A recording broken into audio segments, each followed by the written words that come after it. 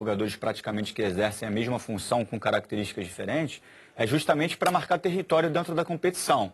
Porque o Michael, mesmo que ele não seja titular dentro do Flamengo, ele fortalece, se ele fosse para o Corinthians, ele ia jogar de titular no Corinthians, ia fortalecer o Corinthians, que querendo ou não, é um time que vai competir com o Flamengo. Então a questão, assim, principalmente do Palmeiras, que tem grandes jogadores que não foram utilizados, ou por jogarem bem, ou por não corresponderem às expectativas, eles têm que também selecionar para quem eles vão emprestar. Porque esse jogador também pode dar um resultado para uma equipe que vai brigar diretamente com o Palmeiras. E o Palmeiras tem grandes jogadores que não foram bem. Lucas Lima, Scarpa, e são jogadores que podem fortalecer os adversários e dentro da competição eles crescerem no adversário e acabar elevando o nível do adversário e brigando diretamente com o Palmeiras. E o Vanderlei, Pois não, Razão. Tem um gancho que o Pedrinho falou do Scarpa, é uma possibilidade que também está aberto, e o Vanderlei Luxemburgo deu entrevista coletiva dizendo que ele não está sendo usado nos treinamentos nesse momento, porque tem uma possibilidade aberta que, segundo o Vanderlei, todo mundo sabe, ele não está sendo usado nos treinos por isso. O futuro está indefinido. No fim do ano passado, a gente noticiou no Globoesporte.com que o Almeria da Espanha fez uma proposta para o Palmeiras, fez, na verdade, mais de uma proposta. Os primeiros valores não agradaram, o Palmeiras fez jogo duro, o Almeria aumentou a proposta, ficou de analisar. A gente não sabe se é exatamente só essa situação que tem para o Gustavo Scarpa, mas é sim um jogador que tem possibilidade de sair, por isso que o Luxemburgo não tirou ele dos treinamentos e falou isso, que nesse momento é uma possibilidade que pode acontecer. E a época, a época foi uma guerra para o Scarpa sair do Fluminense, lembra? Tinha a disputa Corinthians e Palmeiras pela contratação do Scarpa, São Paulo, todo mundo queria o Scarpa, a briga do Scarpa com o Fluminense, briga judicial, enfim, e no final das contas não deu nada, pelo menos até agora não deu nada. O Scarpa não se efetivou como jogador que se imaginava. A gente separou um trecho da entrevista do Vanderlei Luxemburgo que aponta a nova postura do Palmeiras no mercado do futebol brasileiro. O clube deu uma mudada naquilo que vinha fazendo anteriormente. Então, quer dizer, o clube mudou e na minha chegada. Eu estou me ajeitando a essa nova postura do clube, participando de tudo, mas uma nova postura do clube. Então não tem nada de errado, assim, ao meu ver. Entendeu? Ah, mas alguém te falou que nós não vamos contratar ninguém? Não. Então isso que eu estou dizendo. Então, quer dizer, não tem essa coisa de que não vai contratar ou vai contratar. Está sendo tudo feito. Contratou? Vamos anunciar. Olha aqui, contratamos Manel, Pedro, Joaquim, vai ser anunciado. Vendemos Manel, Pedro, Joaquim, como foi agora. O Matheus foi negociado, tá? Uma proposta para ele. Se comunicou, tirei o jogador para evitar qualquer tipo de problema. Tem uma possibilidade do Scarpa, todo mundo sabe que é a possibilidade do Scarpa. O Scarpa também não treinou, porque ele pode ter uma lesão. Então está tudo sendo feito com coerência, com equilíbrio, sem atropelo, e eu sabendo de tudo que está acontecendo. O Davidson estava, desde que eu cheguei aqui, acertado que ia deixar ele lá para que pudesse aparecer um clube para ele. Então foi uma coisa que não aconteceu naquele dia, foi pensada sem sacanear o Davidson. Foi comunicado a eles, sem sacanear o Jean, foi comunicado ao Jean que ele ficaria lá e que buscaria outro clube. Isso é normal no futebol. O que me faz pensar, evidentemente, por óbvio, que o Vanderlei Luxemburgo sempre esteve ciente das negociações do Arthur para o Bragantino, do Matheus Fernandes para o Barcelona e que assinou embaixo do time. A do Arthur, acho que o Vanderlei gostaria que o Arthur ficasse. Mas ele compreendeu o momento do clube, a questão financeira e a venda do Arthur, mas eu acho que o Vanderlei gostaria de contar com o Arthur. O que eu bato muito nessa tecla é assim, você tem que ter um modelo de gestão também, Cerito. Porque, se eu não me engano, depois de 10 anos, é a primeira vez que o Palmeiras inicia uma temporada sem contratar ninguém. Então, assim, passou 10 anos, às vezes, contratando demais e sem necessidade, às vezes para justificar para o torcedor, eu trouxe o Borra, que foi artilheiro, e sem a necessidade realmente desse jogador fazer parte de um modelo também de jogo. Então agora o Palmeiras está entrando num critério de valorizar mais os jogadores que são da casa, e se você olhar o elenco do Palmeiras, ele não precisa, pode contratar um ou outro de forma pontual.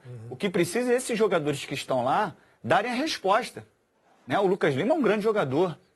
Sou fã do futebol do Lucas Lima, quando ele jogou no Santos, aquela barbaridade, depois no final ele já estava mal. É um jogador que você tem que tirar dele o máximo, porque ele pode te dar resposta, o próprio Scarpa, o Marcos Rocha, que foi muito bem no Cruzeiro, no Atlético Mineiro, o Mike, que é reserva, que lateral direito também, que fez um campeonato brasileiro, acho que 2016, pelo Cruzeiro, sensacional. São jogadores que caíram muito de produção, então você tem que tirar o máximo desses jogadores, não precisa sair contratando, como o Palmeiras fez durante muito tempo.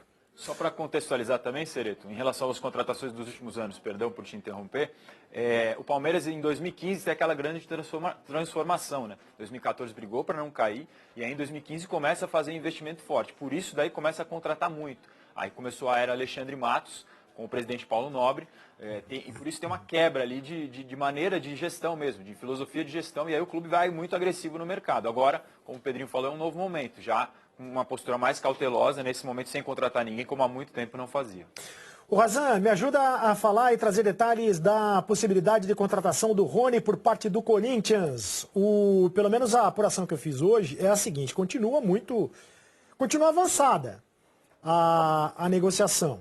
Entre o Corinthians e o Rony, já existe um acerto salarial entre o Corinthians e o Rony.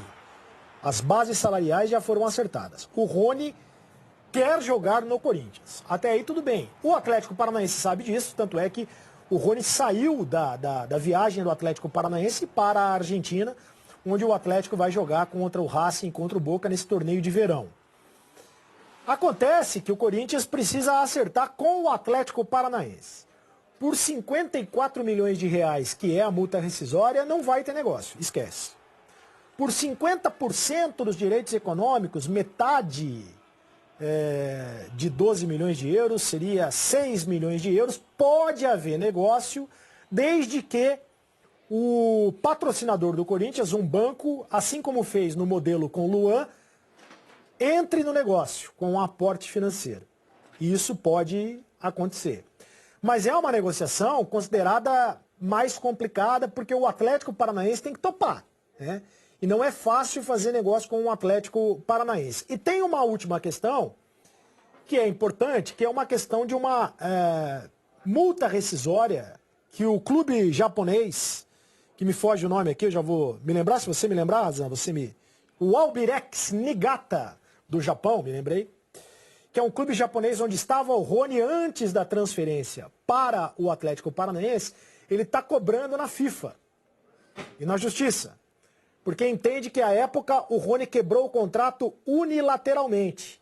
Você se lembra, ou você deve se lembrar, o Botafogo chegou a anunciar o Rony com fotinho e tudo mais, e voltou atrás justamente por causa dessa possibilidade de uma multa a ser cobrada, ou até mesmo de uma possível punição da FIFA. A multa seria de 40 milhões de reais. Então o Corinthians está se cercando de todas as questões jurídicas para saber quem é que vai ter que pagar essa multa, se é que vai ter que pagar essa multa no futuro, se o Atlético Paranaense, se o Cruzeiro, que era o time do jogador, numa composição com o Atlético Paranaense, enfim.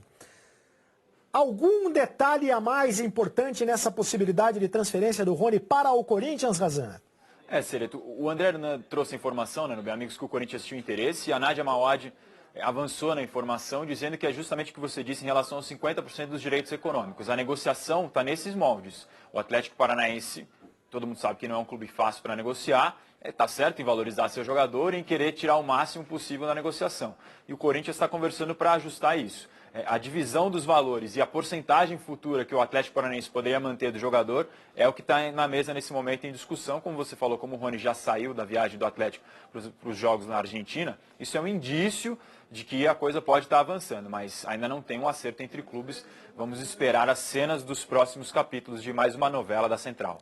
Pois é, e para o Pedrinho fazer o pacote já de comentários do Corinthians, a gente vai mostrar um trecho da entrevista do Luan, que até agora é a principal contratação do Corinthians para a temporada.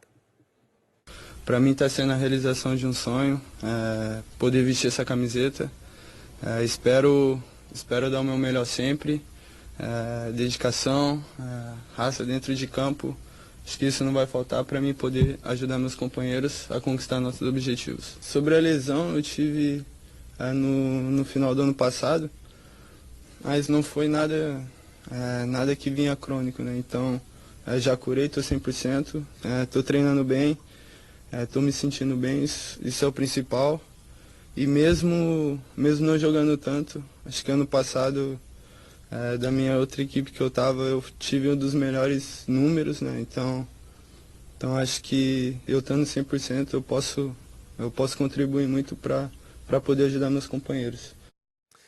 Pedrinho, Luan, camisa 7 do Corinthians, novidade para 2020, e o Corinthians espera o Rony. Já tem o Cantígio, Voltou o Camacho, o Pedro Henrique, o Sid Clay. Algumas mudanças do Corinthians para essa temporada. E o Thiago Nunes, o técnico. Vamos começar pelo Rony, um jogador de muita capacidade, né? Velocidade pura, muito decisivo, agudo, mas o Corinthians não pode fazer loucura, né? A gente tem que sempre ressaltar que uma boa gestão tem que ter responsabilidade financeira. É lógico que o jogador bom